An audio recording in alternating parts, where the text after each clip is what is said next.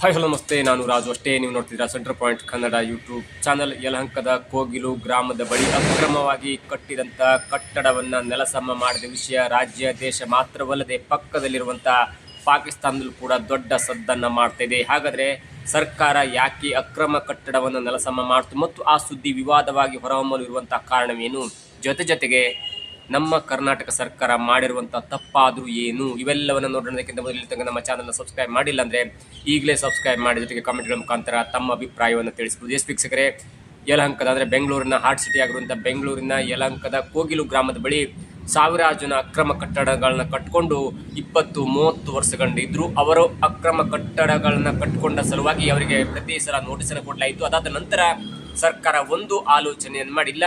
ಸರಿಸುಮಾರು 200 ಮನೆಗಳು ಅಲ್ಲಿ ಅಧಿಕೃತವಾಗಿ ಅನಧಿಕೃತವಾಗಿ ತಮ್ಮ ಮನೆಯನ್ನ ಕಟ್ಟಿಕೊಂಡಿದೆ. ಹಾಗಾಗಿ ಅವರನ್ನು ನೆಲಸಮ ಮಾಡಬೇಕೆನ್ನುವಂಥ ವಿಷಯವನ್ನ ಯಲಹಂಕದ ತಹಸೀಲ್ದಾರ್ ಆಗಿರುವಂಥವರು ಸೆಪ್ಟೆಂಬರ್ 12ಕ್ಕೆ ಅಂದರೆ 2025 ಸೆಪ್ಟೆಂಬರ್ 12ಕ್ಕೆ BBMP ಆಯುಕ್ತರಿಗೆ ಒಂದು ಪತ್ರವನ್ನು ಬರೆದಿರ್ತಾರೆ. ನೋಡಿ, ಇಷ್ಟಿಷ್ಟು ಜನರ ಮನೆಗಳು ಅಕ್ರಮವಾಗಿ ಕಟ್ಟಲ್ಪಟ್ಟಿವೆ. ಹಾಗಾಗಿ ಈ ಮನೆಗಳನ್ನು ನೀವು ಸರ್ಕಾರದ ಸೂಚನೆಯಂತೆ, ಸರ್ಕಾರದ ಯೋಜನೆಯಂತೆ, ಸರ್ಕಾರದ ನಿಯಮದಂತೆ ನೀವು ನೆಲಸಮ ಮಾಡಬೇಕೆನ್ನುವಂಥ ಪತ್ರವನ್ನು ತಹಸೀಲ್ದಾರ್ ಆಗಿರುವಂಥ ಅಂದರೆ ಯಲಹಂಕದ ತಹಸೀಲ್ದಾರ್ ಅವರು BBMP ಆಯುಕ್ತರಿಗೆ ಒಂದು ಪತ್ರವನ್ನು ಬರೆದಿರ್ತಾರೆ. ಅದರ ಪತ್ರದ ಒಂದು ಅಂದರೆ ಪರಿಶೀಲನೆ ಮಾಡಿದಂಥ BBMP ಆಯುಕ್ತರು ಅಂದರೆ GB ಆಯುಕ್ತರು ಕೂಡ ಕಳೆದ ಒಂದು ವಾರದ ಹಿಂದೆ ಯಲಹಂಕದ ಕೋಗಿಲು ಗ್ರಾಮದ ಬಳಿ ಅಕ್ರಮವಾಗಿ ಕಟ್ಟಿದಂಥ ಸರಿಸುಮಾರು 197 ಮನೆಗಳನ್ನು ನೆಲಸಮ ಮಾಡ್ತಾರೆ. ಅದಾದ ನಂತರ ಆ ಸುದ್ದಿ ಇಡೀ ನಮ್ಮ ಕರ್ನಾಟಕದ ಸುದ್ದಿ ಮಾಡದೆ ಕೇರಳದಿಂದ ದೊಡ್ಡ ಸುದ್ದಿ ಆಯಿತು. ಕೇರಳದ ಮುಖ್ಯಮಂತ್ರಿ ಆಗಿರುವಂಥ ಪಿಣರಾಯಿ ವಿಜಯನ್ ಅವರು ಕೂಡ ಒಂದು ಸುದ್ದಿಯನ್ನು ಅಂದರೆ ತಮ್ಮ ಟ್ವೀಟ್ ಮುಖಾಂತರ ಇದು ತಪ್ಪು, ನಮ್ಮ ಮುಸ್ಲಿಮರು ಇರುವಂಥ ಅಲ್ಪಸಂಖ್ಯಾತರು ಇರುವಂಥ ಜಾಗದ ಮೇಲೆ ಕರ್ನಾಟಕದ ಹಿಂದೂ ಸರ್ಕಾರ ಬುಲ್ಡೋಸ್ ಮಾಡಿ ಒಂದು ಪರಾಕ್ರಮವನ್ನು ಮೆರೆದಿದೆ ಮತ್ತು ನಮ್ಮ ಅಲ್ಪಸಂಖ್ಯಾತ ಮುಸ್ಲಿಮರಿಗೆ ಅನ್ಯಾಯವಾಗಿದೆ ಎನ್ನುವಂಥ ಟ್ವೀಟನ್ನು ಮಾಡ್ತು. ಜೊತೆಗೆ ಆ ಟ್ವೀಟ್ ಮಾಡಿ ಸುಮ್ಮನಾಗದೆ ತಮ್ಮ MP ಆದಂಥ ರಹೀಂ ಅವರನ್ನ ಕೋಗಿಲು ಗ್ರಾಮದ ಬಳಿ ಕಳಿಸಿ ಅವರ ನಿರಾಶ್ರಿತರ ಒಂದು ಸಂಕಷ್ಟವನ್ನು ಕೇಳುವಂಥ ಒಂದು ಪ್ರಯತ್ನ ಮಾಡ್ತು. ಅದಾದ ಕೆಲವೇ ದಿನಗಳಲ್ಲಿ ಮತ್ತೊಬ್ಬ MLAನೂ ಕೂಡ ಕೋಗಿಲು ಗ್ರಾಮದ ಬಳಿ ಕಳಿಸಿ ಅವರ ನಿಯೋಗವನ್ನು ಕಳಿಸಿ ಅಲ್ಲಿನ ಆದಂಥ ಒಂದು ಎಡವಟ್ಟು, ಅಲ್ಲಿ ಆದಂಥ ಸಮಸ್ಯೆ ಎಲ್ಲವನ್ನು ಕೂಡ ಮಾತನಾಡಿ ದೊಡ್ಡ ವಿಷಯವನ್ನಾಗಿ ಮಾಡ್ತು. ಮತ್ತು ಆ ವಿಷಯ ಇದೆಯಲ್ಲ ಅಂದರೆ ಅಲ್ಲಿ ಏನಾಗಿತ್ತು ಅಂದರೆ 200ಕ್ಕೂ ಹೆಚ್ಚು ಮನೆಗಳು ಅಕ್ರಮವಾಗಿ ಕಟ್ಟಲ್ಪಟ್ಟಿದ್ವು.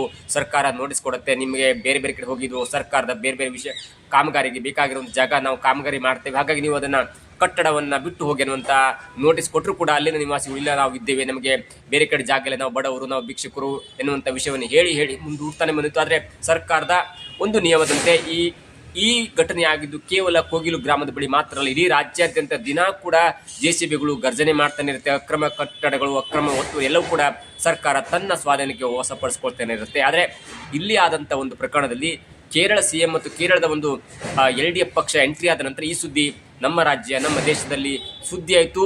ಜೊತೆಗೆ ಯಾವ ಮಟ್ಟಿಗೆ ಸುದ್ದಿ ಆಯಿತು ಅಂದರೆ ಇಡೀ ಪಾಕಿಸ್ತಾನದ ವಿದೇಶಾಂಗ ವಕ್ತಾರರು ಕೂಡ ಭಾರತದಲ್ಲಿ ಅಲ್ಪಸಂಖ್ಯಾತರ ವಿರುದ್ಧ ಭಾರತದ ಹಿಂದೂಗಳು ಅಕ್ರಮವಾಗಿ ಅವರನ್ನು ಉರುಳಿಸ್ತಾರೆ, ಜೊತೆಗೆ ಅವರ ಮೇಲೆ ಆಕ್ರಮಣ ಮಾಡ್ತಾರೆ, ಅವರ ಮೇಲೆ ದೌರ್ಜನ್ಯ ಮಾಡ್ತಾರೆ ಮತ್ತು ಅವರ ಮನೆಗಳನ್ನು ನೆಲಸಮ ಮಾಡ್ತಾರೆ. ಅದರ ದೊಡ್ಡ ಸಿಟಿಯಲ್ಲಿ ಮುಖ್ಯವಾಗಿ ಅಲ್ಪಸಂಖ್ಯಾತರ ಮನೆಗಳನ್ನು ನೆಲಸಮ ಮಾಡ್ತಾರೆ ಅನ್ನುವಂಥ ಒಂದು ಮಾತನ್ನು ಒಂದು ಹೇಳಿಕೆಯನ್ನು ಪಾಕಿಸ್ತಾನ ಕೂಡ ಬಿಡುಗಡೆ ಮಾಡ್ತು. ಅದಕ್ಕೆ ತಕ್ಕಂತೆ ಭಾರತ ವಿದೇಶಾಂಗ ವಕ್ತಾರರು ಕೂಡ ಇಲ್ಲ, ಪಾಕಿಸ್ತಾನದ ನರಿಬುದ್ಧಿ, ಪಾಕಿಸ್ತಾನ ತಮ್ಮ ನೆಲದಲ್ಲಿ ಆಗಬೇಕಾದಂಥ ಒಂದು ಕೆಟ್ಟ ಕೆಲಸವನ್ನು ಹತೋಟಿಯಲ್ಲಿ ಇಟ್ಕೊಳ್ಬೇಕೆ ಹೊರತು ಭಾರತದಲ್ಲಿ ಅವೇನೂ ಆಗಿಲ್ಲ, ಭಾರತದಲ್ಲಿ ಏನಾದರೂ ಆದರೆ ಅದು ಕಾನೂನಿನ ಬದ್ಧವಾಗಿ ನಡೆಯುತ್ತೆ ಅನ್ನುವಂಥ ಒಂದು ಹೇಳಿಕೆಯನ್ನು ಕೊಟ್ಟು ಅಷ್ಟಕ್ಕೆ ಪಾಕಿಸ್ತಾನವನ್ನು ಬೊಗ್ಗು ಬಡಿತು. ಆದರೆ ಇಲ್ಲಿ ಒಂದು ಪ್ರಕರಣವನ್ನು ನಾವು ಗಮನಿಸ್ತಾ ಹೋದರೆ, ಕೋಗಿಲು ಗ್ರಾಮದ ಬಳಿ 200 ಮನೆಗಳನ್ನು ಯಾವಾಗ ಕಟ್ಟಲಾಯಿತು? ಸರ್ಕಾರ ಆ ಅಕ್ರಮ ಕಟ್ಟಡವನ್ನು ಕಟ್ಟುವಾಗ ಏನು ನಿದ್ರೆ ಮಾತ್ರೆ ತಗೊಂಡಿತ್ತ, ಮಲಗಿಬಿಟ್ಟಿದ್ದ ಎನ್ನುವುದನ್ನು ಒಂದೊಂದು ಈ ಪ್ರಕರಣದಲ್ಲಿ ಈ ಕೋಗಿಲು ಗ್ರಾಮದ ಬಳಿ ಆದಂಥ ಹೈಡ್ರಾಮಾ, ದೌರ್ಜನ್ಯ ಅದು ಇದು ಎಲ್ಲವನ್ನ ನೋಡ್ತಾ ಹೋದರೆ ಸಾಮಾನ್ಯ ಜನರಿಗೂ ಕೂಡ ಕೆಲವೊಂದಿಷ್ಟು ಪ್ರಶ್ನೆಗಳು ಕಾಡ್ತದೆ ಮತ್ತು ಆ ಪ್ರಶ್ನೆಗಳು ಕೂಡ ನಮ್ಮ centre point Kannada YouTube channel ಕೂಡ ಕಾಡಿದೆ. ಒಂದೊಂದನೇ ನೋಡ್ತಾ ಹೋಗುವ ಜನ 20 ವರ್ಷದಿಂದ ಇದ್ದೇವೆ ಎನ್ನುವಂಥ ಮಾತನ್ನು ಅನೇಕ ಮಾಧ್ಯಮಗಳ ಮುಂದೆ ಹೇಳ್ತಾರೆ. ಹಾಗಾದರೆ ಅವರ ಮನೆಗೆ ಅಕ್ರಮವಾಗಿ ಕಟ್ಟಡವನ್ನು ಕಟ್ಕೊಬಿಟ್ರು, ಒಂದು 4 ತಗಡು ಸೀಟು, ಒಂದು 20, 100, 200, 300 ಕಲ್ಲು ಹಾಕೊಂಡು ಒಂದು ಮೇಲೆ ಶೀಟ್ ಹಾಕೊಂಡು ಮನೇಲಿದ್ದಾರೆ ಅಂದರೆ ಅವ್ರಿಗೆ 20 ವರ್ಷದಿಂದ ಕರೆಂಟ್ ಕೊಟ್ಟಿರಲಿಲ್ವಾ? ಜೊತೆಗೆ ಅವ್ರು 20 ವರ್ಷದಿಂದ ಕತ್ತಲಲ್ಲಿ ಇದ್ರಾ? ಒಂದು ವೇಳೆ ನೀವು ಅವ್ರಿಗೆ ಕರೆಂಟ್ ಕೊಟ್ಟರೆ ಯಾವ ಆಧಾರದ ಮೇಲೆ ಅವರಿಗೆ ಪವರನ್ನು ಕೊಟ್ರಿ? ಪವರ್ ಕೊಟ್ಟ ನಂತರ ನೀವು ಏನು ಪರಿಶೀಲನೆ ಮಾಡಬೇಕಿತ್ತು? ಅವರಿಗೆ ಏನಾದರೂ ಜಾಗದ ಅಥವಾ ಏನಾದರೂ ಒಂದು ಅಧಿಕೃತವಾಗಿ ಪ್ರಮಾಣ ಪತ್ರ ಇತ್ತು ಎನ್ನುವ ಕಾರಣಕ್ಕಾಗಿ ನೀವು ಕರೆಂಟ್ ಕೊಟ್ರಾ? ಇಲ್ಲ ಬೇಕಾಬಿಟ್ಟಿಗೆ ಒಂದು ಅಪ್ಲಿಕೇಶನ್ ಕೊಟ್ಟರು ಅಥವಾ ಯಾವುದೋ ಒಂದು ಕಳ್ಳ ಲೈನನ್ನು ಹೇಳ್ಕೊಂಡು ಅವ್ರಿಗೆ ಕರೆಂಟ್ ಕೊಟ್ರ ಮತ್ತು ಆ ಕರೆಂಟಿನ ಬಿಲ್ಲನ್ನು ಯಾಕೆ ನೀವು ಪಾವತಿಯನ್ನು ಮಾಡ್ಕೊಂಡ್ರಿ ಮತ್ತು ಸರ್ಕಾರಕ್ಕೆ ಆ ಹಣ ಅಂದರೆ ಒಂದು ತಿಂಗಳು 200-300 ಏನು ಕರೆಂಟ್ ಬಿಲ್ ಬರುತ್ತಲ್ಲ ಅದನ್ನು ಯಾಕೆ ನೀವು ಸರ್ಕಾರ ಪಾವತಿ ಮಾಡ್ಕೊಂಡ್ರಿ? ಅಕ್ರಮ ಕಟ್ಟಡ ಎನ್ನುವಂಥ ವಿಷಯ ಗೊತ್ತಿದ್ರೂ ಕೂಡ ಅವರಿಗೆ ಪರಿಪೂರ್ಣವಾದಂಥ ಸೂಕ್ಷ್ಮವಾದಂಥ ದಾಖಲಾತಿ ಅಥವಾ ಪರ್ಫೆಕ್ಟ್ ದಾಖಲಾತಿ ಇಲ್ಲಾಂದ್ರೂ ಕೂಡ ಯಾಕೆ ನೀವು ಅವರಿಗೆ ಕರೆಂಟನ್ನು ಕೊಟ್ರಿ? ಎರಡನೇ ವಿಷಯ, 12ನೇ ತಾರೀಕು ಸೆಪ್ಟೆಂಬರ್ 12ನೇ ತಾರೀಕಂದು ಯಲಹಂಕದ ತಹಸೀಲ್ದಾರ್ ಆದಂಥವರು BBMPಯ ಆಯುಕ್ತರಿಗೆ ಅಥವಾ GB ಆಯುಕ್ತರಿಗೆ ಒಂದು ಪತ್ರವನ್ನು ಬರೀತಾರೆ ಮತ್ತು ಅಲ್ಲಿ 197ಕ್ಕೂ ಹೆಚ್ಚು ಮನೆಗಳು ಅಕ್ರಮವಾಗಿ ಕಟ್ಟಲ್ಪಟ್ಟಿದೆ, ಅದರ ಮುಂದಿನ ಯೋಚನೆ ನೀವು ಮಾಡಬೇಕು ಎನ್ನುವಂಥ ಒಂದು ಪತ್ರವನ್ನು ಬರೆದು GB ಅಧಿಕಾರಿಗಳು ಮೊನ್ನೆ ತನಕ JCB ಅಂತ ಅಕ್ರಮ ಕಟ್ಟಡವನ್ನು ನೆಲಸಮ ಮಾಡುವ ತನಕ ನಿಮಗೆ ಅಲ್ಲಿ ವೃದ್ಧರಿದ್ದಾರೆ, ಅಲ್ಲಿ ಗರ್ಭಿಣಿಯರಿದ್ದಾರೆ, ಅಲ್ಲಿ ಮಕ್ಕಳಿದ್ದಾರೆ, ಅವ್ರಿಗೆ ಏನಾದರೂ ಒಂದು ಪುನರ್ವಸತಿ ಮಾಡಬೇಕೆನ್ನುವಂಥ ಕಲ್ಪನೆ ಇರಲಿಲ್ವಾ? ಅಥವಾ ಈ ಮುಂದೆ ಈ ಒಂದೇ ಸಲ 200 ಮನೆಗಳನ್ನು ಹೊಡೆದಾಗ ಸಾವಿರಾರು ಜನ ಬೀದಿಗೆ ಬರ್ತಾರೆ, ಅದು ಅಲ್ಪಸಂಖ್ಯಾತರಾಗಿರ್ಬೋದು, ಭಿಕ್ಷುಕರಾಗಿರ್ಬೋದು, ಅಥವಾ ಯಾವುದೇ ಜಾತಿ ಅಥವಾ ಧರ್ಮಕ್ಕೆ ಸೇರಿದವರು ಆದರೂ ಕೂಡ ಅವರೆಲ್ಲರೂ ಕೂಡ ಮನುಷ್ಯರೇ ಆಗಿರ್ತಾರೆ. ಅವ್ರಿಗೇನೋ ಕಷ್ಟ ಇರುತ್ತೆ, ಏನೋ ಒಂದು ಚಿಕ್ಕ ಪುಟ್ಟ ಮನೆಯನ್ನು ಕಟ್ಕೊಂಡಿರ್ತಾರೆ. ಹಾಗೆಂದ ಮಾತ್ರಕ್ಕೆ ನೀವು ಅವರನ್ನು ನೆಲಸಮ ಮಾಡಿ ಅವರನ್ನು ಬೀದಿಗೆ ತರುವಾಗ ಮುಂದೆ ಹೀಗೆ ಅನಾಹುತ ಆಗ್ಬೋದು, ಮುಂದೆ ಇದು ದೊಡ್ಡ ಸುದ್ದಿ ಆಗ್ಬೋದು, ಇದು ಸರ್ಕಾರಕ್ಕೆ ಮುಖಭಂಗ ಆಗ್ಬೋದು, ಅಥವಾ ನಮ್ಮ ಆಡಳಿತದ ಮೇಲೆ ದುಷ್ಪರಿಣಾಮವನ್ನು ಬೀರ್ಬೋದು, ಅಥವಾ ಬೇರೆ ಬೇರೆ ರಾಜ್ಯಗಳು ನಮ್ಮ ಮೇಲೆ ಗೂಬಿ ಕೂರಿಸ್ಬೋದು ಎನ್ನುವಂಥ ಮುಂದಾಲೋಚನೆ ಇರಲಿಲ್ವಾ? ಅಥವಾ ವೃದ್ಧರು, ಮಕ್ಕಳು, ಗರ್ಭಿಣಿಯರಿಗೆ ನೀವು ಮಾಡಿದಂಥ ಒಂದು ಅಗತ್ಯ ಕ್ರಮವಾದರೂ ಏನು? ಅಲ್ಲಿ ಅಗತ್ಯ ಕ್ರಮವನ್ನು ಕೈಗೊಂಡು ನೀವು ಅವರಿಗೇನಾದರೂ ಸೌಲಭ್ಯವನ್ನು ಕೊಟ್ಟಿದ್ರಾ?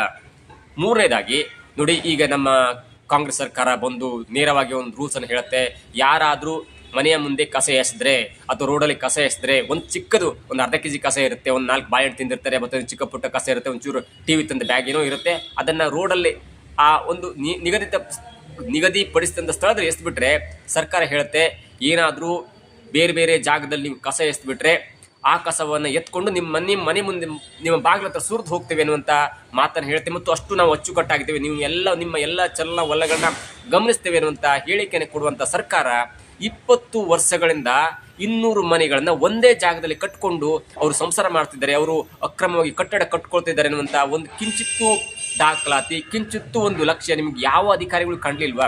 ನೋಡಿ, ಎಲ್ಲೋ ಒಂದು ಉತ್ತರ ಕನ್ನಡ ಜಿಲ್ಲೆ ಒಂದು ಮನೆ ಕಟ್ಕೊಂಡ್ರು, ಕಲಬುರಗಿಯಲ್ಲಿ ಒಂದು ಮನೆ ಕಟ್ಕೊಂಡ್ರು, ಅದು ದೊಡ್ಡಬಳ್ಳಾಪುರದ ಒಂದು ಚಿಕ್ಕ ಜಾಗದಲ್ಲಿ ಒಬ್ಬ ಶೆಡ್ ಹಾಕೊಂಡ, ಏನೋ ಓಕೆ, ಅದು ಗಮನಕ್ಕೆ ಬರಲಿಲ್ಲ ಅನ್ಬೋದು. 4.5 ಎಕರೆ ಜಾಗದಲ್ಲಿ 200 ಮನೆಗಳನ್ನು 6-7 ತಿಂಗಳಲ್ಲಿ ಕಟ್ಕೊಳ್ತಾರಂದ್ರೆ ಸರ್ಕಾರ ಏನು ಮಾಡ್ತಿತ್ತು? ಮತ್ತು ಪಾಪ ಏನೋ ಒಂದು ಆಶೆಗಾಗಿ ನಮಗೇನು ಜಾಗ ಸಿಗುತ್ತೆ, ನಮಗೊಂದು 4 ಲಕ್ಷ ಕೊಟ್ಟರೆ ಒಂದು ಚಿಕ್ಕ ಪುಟ್ಟ ಗುಡಿಸಲು ಸಿಗುತ್ತೆ ಅನ್ನೋಂಥ ಕಾರಣಕ್ಕಾಗಿ ಅಲ್ಲಿನ ಜನರು ಕೂಡ ಅಲ್ಲಿನ ಕಾಂಗ್ರೆಸ್ ಯಾವುದೋ ಮುಖಂಡರಿಗೆ 4 ಲಕ್ಷ 5 ಲಕ್ಷ ಕೊಟ್ಟಿದ್ದಾರೆ ಅನ್ನೋಂಥ ಮಾಹಿತಿ ಇದೀಗ BJP ಕೂಡ ಹೊರಗೆ ಹಾಕ್ತಾ ಇದೆ. ಅದರ ಗಮನ ನಿಮಗಿರಲಿಲ್ವಾ? ಇಂಟೆಲಿಜೆನ್ಸ್ ಏನೂ ಕೆಲಸನೇ ಮಾಡಿರಲಿಲ್ವಾ? ಯಾಕೆ ಇಂಥ ಅಡ್ವರ್ಟನ್ನು ನೀವು ಮಾಡ್ಕೊಂಡ್ರಿ? ನೋಡಿ, ಈ ಅಕ್ರಮ ಕಟ್ಟಡ ಅಂದ ಕೂಡಲೇ ಇಡೀ ನಮ್ಮ ರಾಜ್ಯದಂತೆ ಎಲ್ಲ ಕಡೆ ಇದೆ.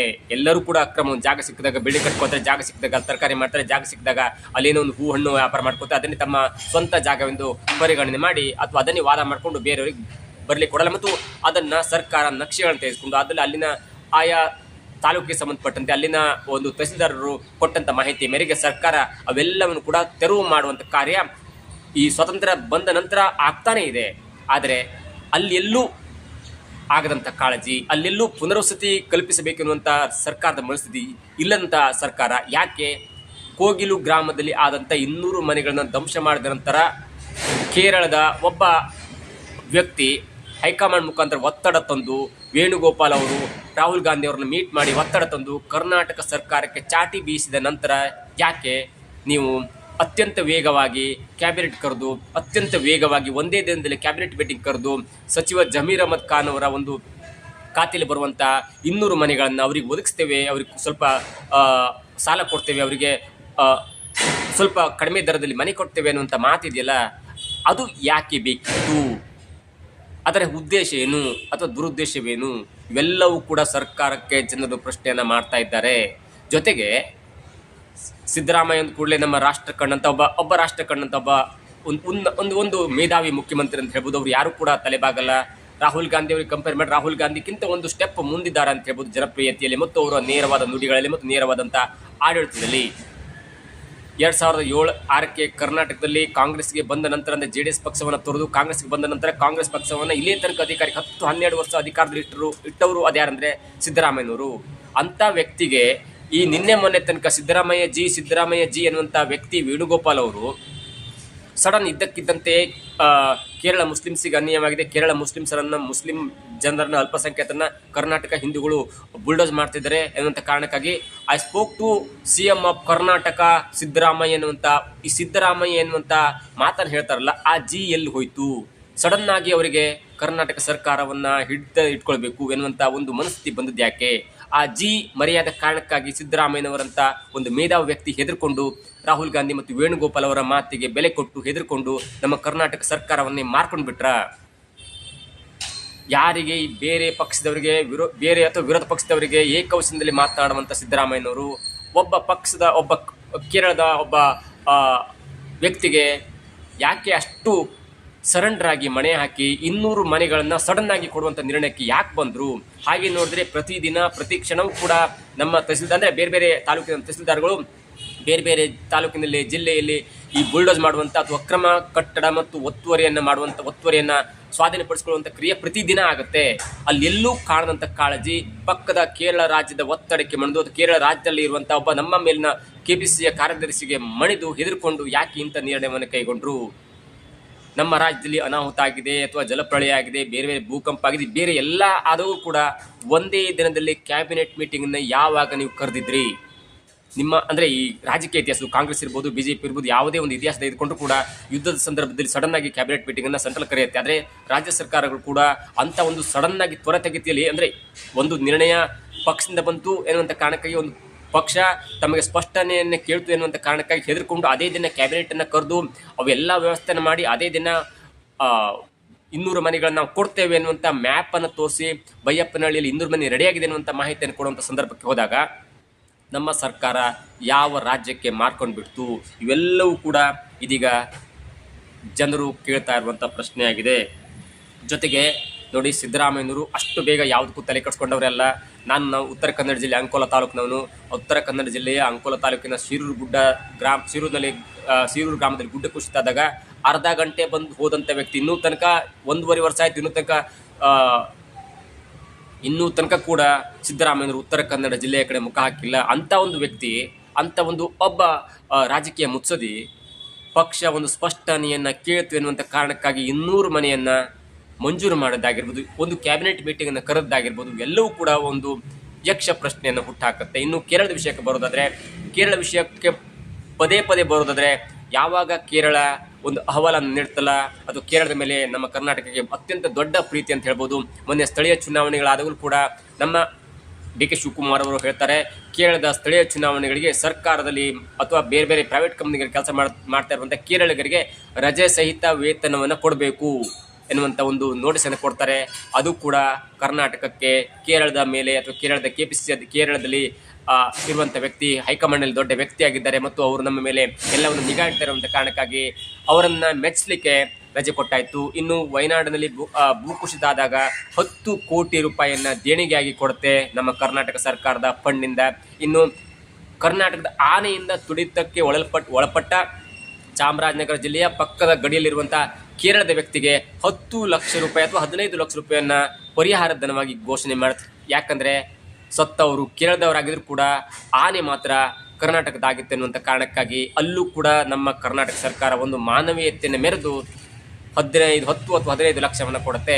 ನಮ್ಮ ಕರ್ನಾಟಕದಲ್ಲಿ ಎಷ್ಟು ಜನ ಹುಲಿ ತಿಂದು ಸತ್ತರು, ಎಷ್ಟು ಜನ ಕಾಡು ಪ್ರಾಣಿಗಳಿಂದ ದಾಳಿಯಾಗಿ ಸತ್ತರು, ಅವರಿಗೆಲ್ಲ ಎಷ್ಟು ಲೆಕ್ಕ ಕೊಟ್ಟಿದೆ, ಎಷ್ಟು ಪರಿಹಾರವನ್ನು ಕೊಟ್ಟಿದೆಯೂ ಕೂಡ ಸ್ವತಃ ಸರ್ಕಾರವೇ ತನ್ನ ಹೇಳಿಕೆಯಲ್ಲಿ ಕೊಡಬೇಕಾಗಿದೆ. ಮತ್ತು ಇದು ಅತ್ಯಂತ ದೊಡ್ಡ ದೌರ್ಬಲ್ಯದ ದಿನ ಅಂತ ಹೇಳ್ಬೋದು.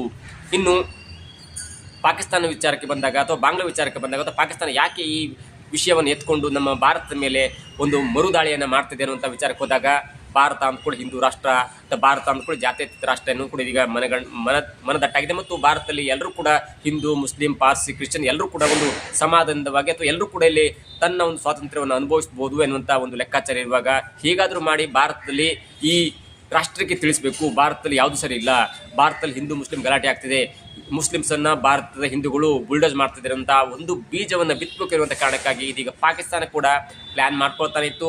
ಯಾವಾಗ ಕೇರಳದ CM ಆಗಿರುವಂಥ ಪಿಣರಾಯಿ ವಿಜಯನ್ ಅವರು ಅಥವಾ ಕೇರಳದ ಒಬ್ಬ MP ರಹೀಮ್ ಎನ್ನುವಂಥ ವ್ಯಕ್ತಿ ಬಂದು ಸಿದ್ದರಾಮಯ್ಯನವರು ಯೋಗಿ ಆದಿತ್ಯನಾಥ್ ಅವರ ಸಹೋದರ, ಅಲ್ಲಿ ಅವರು ಬುಲ್ಡೋಸ್ ಮಾಡ್ತಾರೆ, ಇಲ್ಲಿ ಇವರು ಬುಲ್ಡೋಸ್ ಮಾಡ್ತಿದ್ದಾರೆ ಅನ್ನುವಂಥ ಒಂದು ಸ್ಟೇಟ್ಮೆಂಟ್ ಕೊಟ್ಟಾಗ ಅದನ್ನೇ ಇಟ್ಕೊಂಡು ಅದನ್ನು ಲಿಂಕನ್ನು ಪಾಕಿಸ್ತಾನಕ್ಕೆ ಪಾರ್ಸಲ್ ಮಾಡಿ ಪಾಕಿಸ್ತಾನದ ವಿದೇಶಿ ವಕ್ತಾರರು ಕೂಡ ಹೇಳ್ತಾರೆ, ಇಲ್ಲ ಭಾರತದಲ್ಲಿ ಅಲ್ಪಸಂಖ್ಯಾತರ ಮನೆಗಳ ಮೇಲೆ ದಾಳಿ ಮಾಡ್ತಾ ಇದ್ದಾರೆ ಹಿಂದೂ ಸರ್ಕಾರ. ಭಾರತದಲ್ಲಿರುವಂತಹ ಮುಸ್ಲಿಮರನ್ನ ಹೊಡೆದು ಹಾಕ್ತಾ ಇದ್ದಾರೆ ಎನ್ನುವಂಥ ಒಂದು ಸ್ಟೇಟ್ಮೆಂಟ್ ಕೊಡ್ತಾರೆ. ಇದರ ಹಿನ್ನೆಲೆ ಇಷ್ಟೇ, ಭಾರತದಲ್ಲಿ ಮುಸ್ಲಿಮರಿಗೆ ಇಲ್ಲಿ ಬದುಕುವಂಥ ಹಕ್ಕಿಲ್ಲ. ಭಾರತದಲ್ಲಿರುವಂಥ ಮುಸ್ಲಿಂ ಮತ್ತು ಹಿಂದೂಗಳ ಮಧ್ಯೆ ತಂದು ಹಾಕಬೇಕು ಮತ್ತು ಅವರು ಕಿತ್ತಾಡಿ ಸಾಯಬೇಕು ಮತ್ತು ಬಾಂಗ್ಲಾದಲ್ಲಿ ಆದಂಥ ಒಂದು ಗಲಭೆ ಆಗಿರ್ಬೋದು, ಬೇರೆ ಬೇರೆ ದೇಶಗಳಲ್ಲಿ ಆದಂಥ ಗಲಭೆಯನ್ನು ಭಾರತದಲ್ಲೂ ಮಾಡಬೇಕು ಎನ್ನುವಂಥ ದುರುದ್ದೇಶದಿಂದ ಇದೀಗ ಪಾಕಿಸ್ತಾನವೂ ಕೂಡ ಒಂದು ಪ್ಲ್ಯಾನನ್ನು ಹಾಕೊಂಡು ಷಡ್ಯಂತ್ರವನ್ನು ಮಾಡಿ ಭಾರತದಲ್ಲಿ ಹಿಂದೂ ಮುಸ್ಲಿಮರ ನಡುವೆ ಒಂದು ದೊಡ್ಡ ವೈಷಮ್ಯವಿದೆ, ಮುಸ್ಲಿಮರನ್ನು ಕಂಡ್ರೆ ಹಿಂದೂಗಳಿಗೆ ಆಗ್ತಾ ಇಲ್ಲ ಎನ್ನುವಂಥ ಒಂದು ವಿಷಯವನ್ನು ಇಡೀ ಪ್ರಪಂಚಕ್ಕೆ ಸಾರಬೇಕು ಮತ್ತು ಆ ಮುಖಾಂತರ ಇಡೀ ಭಾರತಕ್ಕೆ ಅವಮಾನ ಮಾಡಬೇಕು ಎನ್ನುವಂಥ ದುರುದ್ದೇಶದಿಂದ ಪಾಕಿಸ್ತಾನ ಕೂಡ ಸಂಚನ್ನು ಹಾಕಿ ಕೂತಿತ್ತು ಮತ್ತು ಆ ಸಂಚಿಗೆ ತಕ್ಕಂತೆ ಭಾರತ ಕೂಡ ತಿರುಗೇಟನ್ನು ಕೊಟ್ಟಿದೆ. ಇಲ್ಲಿ ಕೋಗಿಲು ಗ್ರಾಮದ ಬಳಿ ಅಲ್ಲಿ ಎಷ್ಟು ಜನ ಮುಸ್ಲಿಮ್ಸ್ ಇದ್ದು, ಎಷ್ಟು ಜನ ಹಿಂದೂಗಳಿದ್ರು, ಎಷ್ಟು ಜನ ಬಡವರಿದ್ರು ಎನ್ನುವುದಕ್ಕಿಂತ ಮುಖ್ಯವಾಗಿ ಸರ್ಕಾರ ಒಂದು ನಿರ್ಣಯವನ್ನು ಕೈಗೊಳ್ಳಬೇಕಿತ್ತು. ನೀವು ನೆಲಸಮ ಮಾಡುವ ಮೊದಲು ಅಲ್ಲಿ ಅಟ್ಲೀಸ್ಟ್ ಕೆಲವೊಂದು 10-15 ಜನಕ್ಕಾದರೂ ಪುನರ್ವಸತಿಯನ್ನು ಕಳಿಸ್ಕೊಂಡು ಅಲ್ಲಿ ನಿಮಗೆ ಅವರನ್ನು ಎತ್ತಲಿಕ್ಕೆ ಆಗಲಿಲ್ಲ ಅಂದರೆ ಕರ್ನಾಟಕದಲ್ಲಿ ಲಕ್ಷಗಟ್ಟಲೆ ಜನ ಪೊಲೀಸರಿದ್ದಾರೆ, ಮಿಲಿಟರಿ ಪಡೆಯನ್ನು ತೆಗೆದುಕೊಂಡು ಬಂದು ಅವ್ರಿಗೆ ಯಾವುದಾದ್ರೂ ಒಂದು ಬಿಲ್ಡಿಂಗಲ್ಲಿ ಯಾವುದಾದ್ರೂ ಚೌಟ್ರಿಯಲ್ಲಿ ಸ್ವಲ್ಪ ಮಟ್ಟಿನ ಆಶ್ರಯವನ್ನು ಕೊಟ್ಕೊಂಡು ಅಲ್ಲಿ ನೀವು ನೆಲಸಮ ಮಾಡಿದರೆ ಆಗ ನಿಮಗೆ ಒಂದು ಬೆಲೆ ಬರ್ತಾಯಿತ್ತು.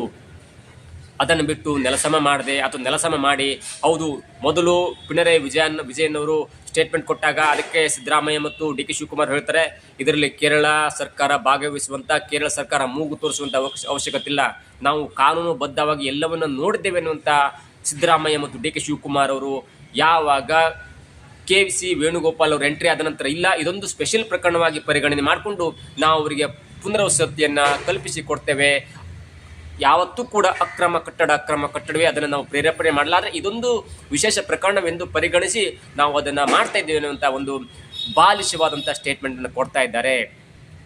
ಒಂದು ಕೊಲೆಯಾದಾಗ, ಒಂದು ಕೆಟ್ಟ ಕೆಲಸ ಆದಾಗ ಅದನ್ನು ಮಾತ್ರ ಸ್ಪೆಷಲ್ ಎಂದು ಪರಿಗಣಿಸಿ ಅವರಿಗೆ ಒಂದು ಶಿಕ್ಷೆಯನ್ನು ಕೊಡದೆ ಮಿಕ್ಕಿದೆಲ್ಲರಿಗೂ ಶಿಕ್ಷೆ ಕೊಡ್ತೇವೆ ಅನ್ನುವಂಥ ಒಂದು ನೇರವಾದ ಅಥವಾ ಅಂಥ ಒಂದು ಸ್ಟೇಟ್ಮೆಂಟ್ ಇದೆ. ಅದು ಸರ್ಕಾರಕ್ಕೆ ಮುಜುಗರ ತರುತ್ತೆ ಮತ್ತು ಮುಂದಿನ ದಿನಗಳಲ್ಲಿ ಇವೆಲ್ಲವೂ ಕೂಡ ಚುನಾವಣಾ ಸಂದರ್ಭದಲ್ಲಿ ಉಲ್ಟಾ ಹೊಡೆಯೋದ್ರಲ್ಲಿ ಯಾವುದೇ ಸಂದೇಹವಿಲ್ಲ. ಇದಾಗಿತ್ತು ಇವತ್ತಿನ ವಿಶೇಷ. ನೋಡ್ತಾ ಇರಿ centre point Kannada YouTube channel.